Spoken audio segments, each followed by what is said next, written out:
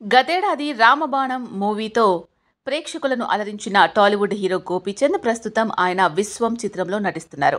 శ్రీను వైట్ల డైరెక్షన్లో ఈ మూవీని తెరకెక్కిస్తున్నారు. ఈ సినిమాను ఫుల్ యాక్షన్ మూవీగా రూపొందిస్తున్నారు. ఇందులో కావ్య థాపర్ హీరోయిన్గా నటిస్తున్నారు. పీపుల్ మీడియా ఫ్యాక్టరీ, చిత్రాలయం స్టూడియో బ్యానర్లపై భారీ బడ్జెట్తో నిర్మిస్తున్నారు. అయితే గోపీచంద్ తాజాగా చేసిన ట్వీట్ నెట్టింట వైరల్ అవుతోంది.